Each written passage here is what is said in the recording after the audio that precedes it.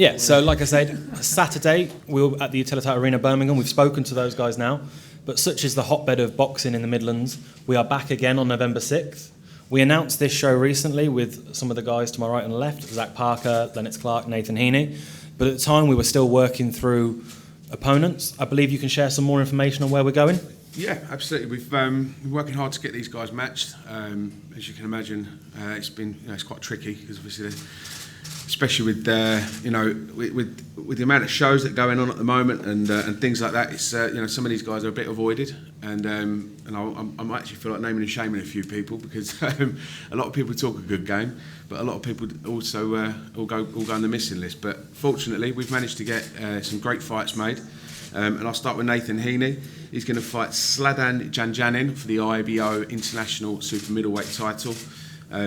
As we know, Nathan's he's got fantastic support, but it's not just all about the tickets he sells. It's about progressing his career and maximising his opportunities to make a name for himself and be a full-time professional boxer. As he's told me just before his press conference that he's made that leap, and I'm absolutely delighted for him that he's fully focused on this, and it's about career progression for Nathan, and this getting that title on board will enable him to do that. So that's fight number one. Lennox Clark, British and Commonwealth super middleweight champion, had a fantastic win over Willie Hutchinson. I was definitely one of the guys that definitely picked Lennox to go and do a real job on Willie, and I think that he proved quite a few people wrong.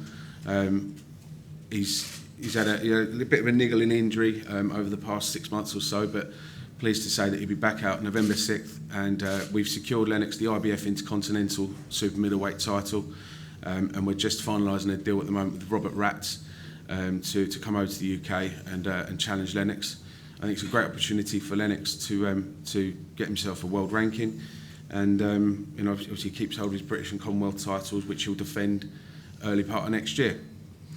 Zach Parker, got to say, was the toughest to get matched. There is the word is out. Let's say that there's not many people wanting to step up to the plate. No one wants it. No one wants it. Well, there's one guy who wants it. Marcus Morrison from Manchester, trained by Joe Gallagher. He'll be coming to Birmingham to try and upset the odds against Zach Parker. Zach's number one with the WBO. And he'll be defending his WBO International Super Middleweight title November 6th against Marcus Morrison.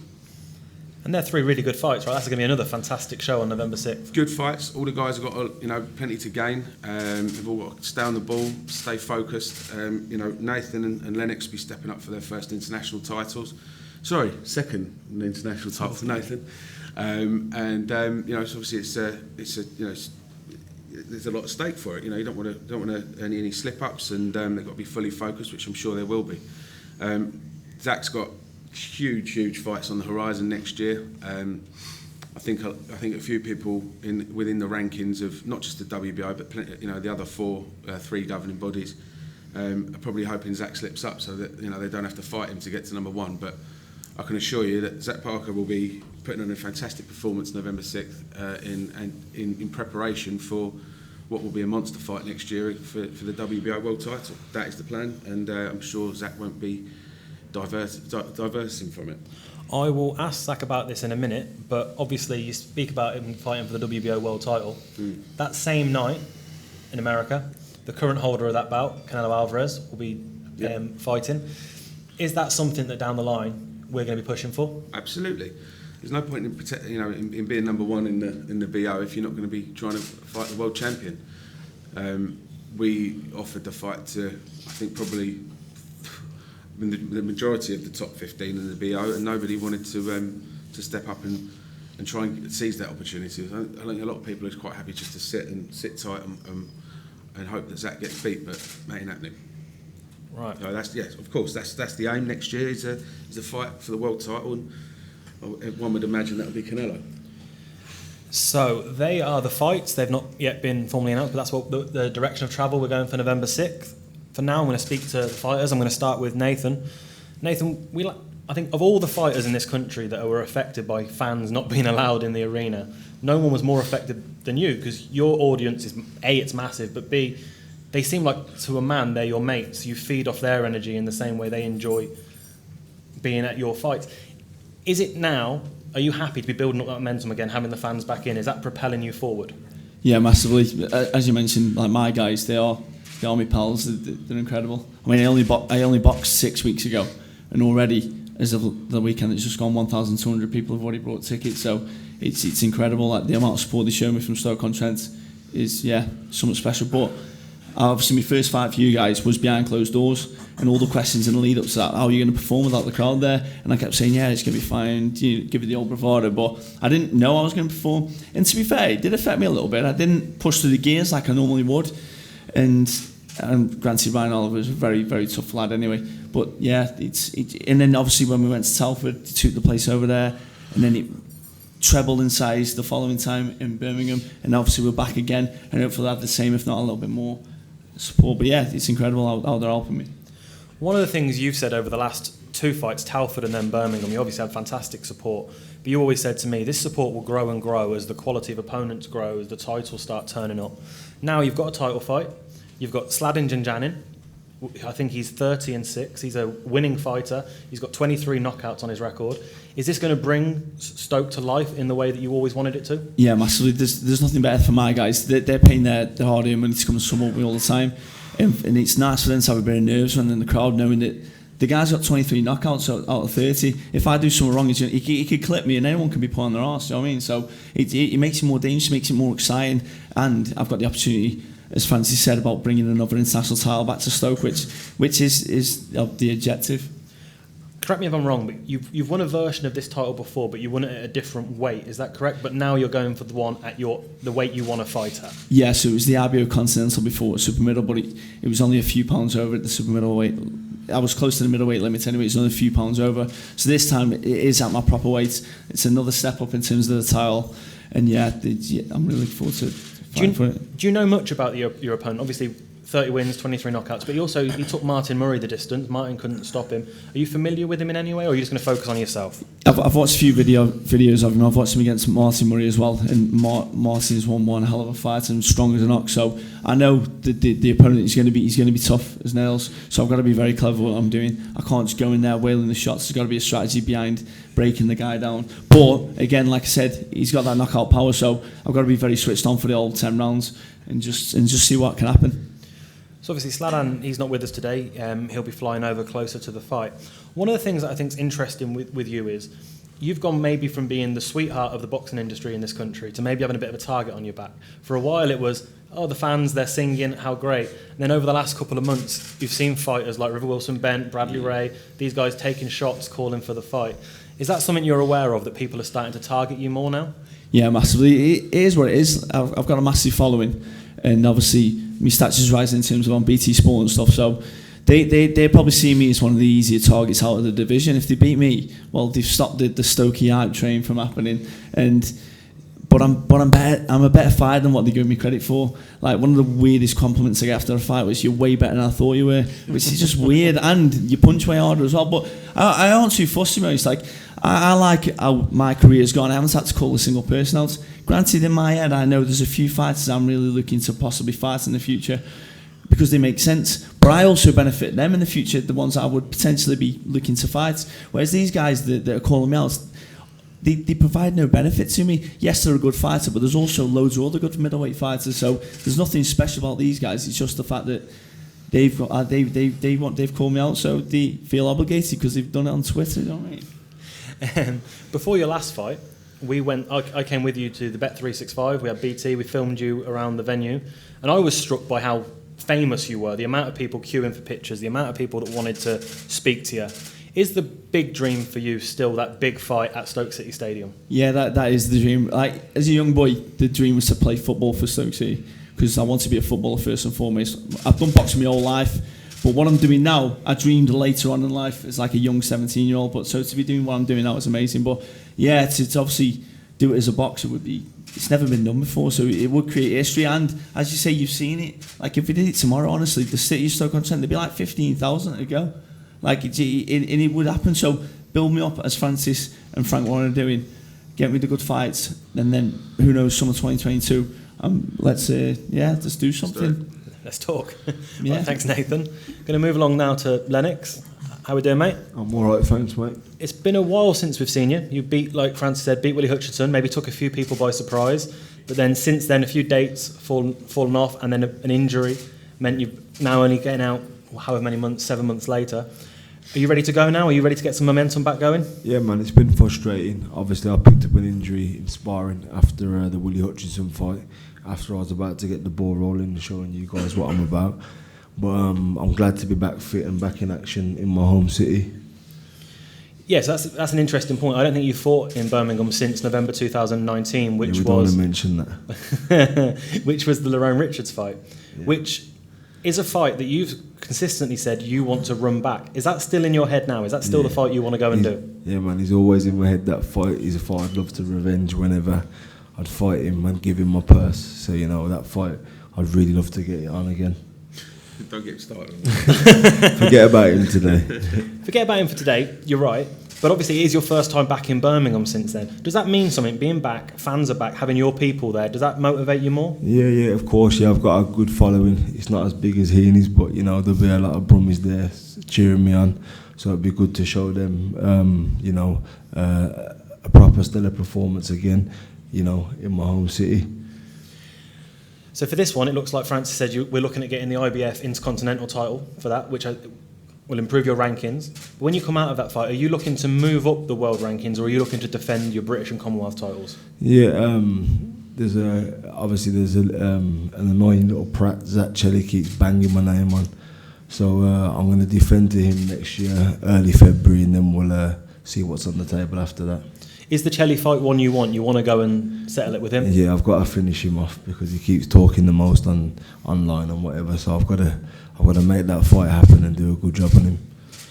When you fought Willie Hutchinson, I was in that room. It was behind closed doors show, but for the few people that were there, people were stunned with how conclusive that finish was. Such a sensational finish.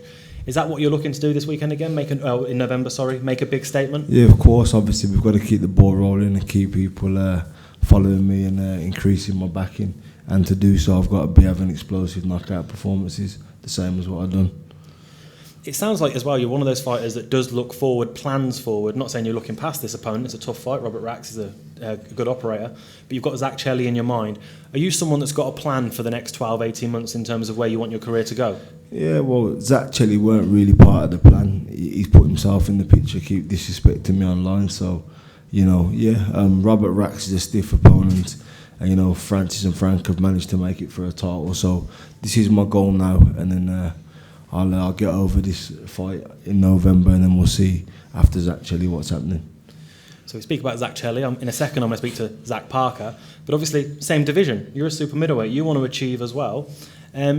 Zach is number one with the WBO. Is that something you're looking for as well? You believe you could be at the same level? You guys spar together. Yeah. So are you seeing Zach's success? Do you think you could have that success for yourself? Yeah, I'm not trying to start a fight between the two of you. No. Obviously, we train together. You know, it's wicked being a part of his journey as well. I'm gonna remain unbeaten and remain champion. Hopefully, get my hands on the European title, and then assess it after that. Yeah, so we'll see how far my hands can take me. Well done, mate. Next time, now got Zach Parker with us, back again. In your last two fights, Vaughan Alexander and Kusanov, you've logged less than 3 rounds of action. When you're back out on November 6th, is it an early stoppage, or are you actually looking to get rounds in now? Yeah, obviously want to get the rounds in, get this experience, but if the knockout comes, I'm going to take it with both hands. That's what everyone in boxing's looking likes to watch. So yeah, I'm just trying to provide for them. So Francis has said that the fight they're looking to make for you is Marcus Morrison. There's an interesting connection there, which we'll come to in a minute. But before we get there, how well do you know Marcus? Have you seen him fight a lot? Do you know what you can expect? Yeah, he's a good fighter. I've seen him box a couple of times. He had a good fight against Chris Eubank a couple of months ago. So yeah, he's going to come and bring it, but his best don't beat my best. So we'll just have to wait and see, won't we? Yeah, so the Chris Eubank fight was what I mentioned about the interesting connection. You've said before you want to fight Chris Eubank Jr. That's one of the fights you'd like to tick off the bucket list, if you like. Yeah. When Chris fought Marcus, that went to a decision. Are you going to go one better and stop him? We'll just have to wait and see. Obviously, you want to make waves in the boxing scene. So if I go out and stop him, it shows like who's got the power. But yeah, I've said loads of times that I'd like the Chris Eubank fight. I actually felt sorry for him when his fight got pulled off, because that's happened to me before. But if he wanted to, he did a show on November 6th. What he could have put it up against me, but we just have to wait and see for that fight. I'm going to take every fight that comes, and Marcus Morrison's in my way in a minute, so I'm going to take that fight now. In many ways, the Marcus Morrison fight for me feels like the sort of fight you've been after, because you've been quite open about talent-wise, you know you're as good as anyone, you can win a world title, but the thing you lacked is that bit of profile. So obviously now you're fighting more regularly on BT Sport, and you've said, I want to fight names. So Marcus Morrison, everyone knows who Marcus Morrison is. Is this the sort of fight you want now? Whilst you wait for that big world title fight, do you want to tick off some names so by the time you get that fight, everyone knows who you are? Yeah, most definitely. Obviously Marcus Morrison, big name in Britain. Two British lads going at it. It's the English fans going to get invested into it more than just fighting a hard person from abroad. But we've asked loads of people, but none of them want to take it. They don't want to smoke. So I don't really blame them either, because I'm a switch hitter, awkward, and I can bang with both hands. So we just have to wait and see with this fight. I'm looking to put in another good performance and hopefully another stoppage. Like you say, a lot of fighters do seem to be avoiding fighting Zach Parker. I think it's probably fair to say that when your number's called as the mandatory challenger with the WBO, no one's ever accused Canelo of avoiding smoke. We know that much. He's fighting the same night as you on November 6th. Should you win your fight, are you going to run to the nearest TV and make sure you watch that and see how he's getting on, or do you not pay too much attention? Yeah, obviously I'm mandatory for the WBO, and before him I was after Billy Joe. Then he beat Billy Joe, so I'm after him now. And obviously I'll be watching that fight. May the best man win out of him too. I think it'll be a good fight, but I want the winner out of that fight, and that's what we're planning for. That's what you're in box for, to become world champion. So we'll just have to wait and see if we can get that made next year.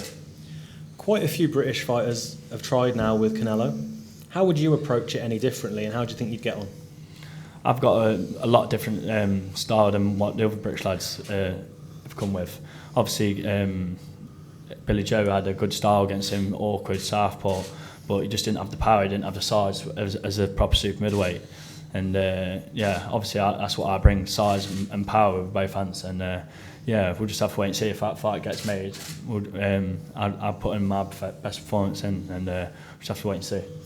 Nathan's talking about next year fighting at the Bet365 for a title. Pride Park for you? Is that on the wish list? Yeah, that's it. That's the aim, be fighting in my hometown. But on November 6th, we're painting Birmingham black and white. Painting Birmingham black and white. For anyone watching at home now, just finding out that it's going to be Canelo versus Marcus Morrison, Zach Parker versus Marcus Morrison, why should they watch? Yeah, obviously it's going to be an amazing show. There's a lot of good fights on the show, and if everyone wants to see knockouts, and make sure you tune in on BT or come. If anyone wants tickets, still tickets available as well. So make sure you tune in. Thank you very much. Yeah, tickets are available either via the fighters or via theticketfactory.com. And before we go, I'm going to throw one last time to Francis. This is a great show. Why should people buy tickets? Because it's a great show. You've got three guys here who've all got big ambitions, all slightly different stages of their careers, but all very, very capable of going and doing big, great things in boxing. We've got fantastic stable of fighters from this neck of the woods, and I just want to show my appreciation to all the guys for always stepping up to the plate, always delivering, and also want to thank the fans that keep turning out to making us want to come back here. So looking forward to a great night on November 6th. Thank you very much. Cheers, guys.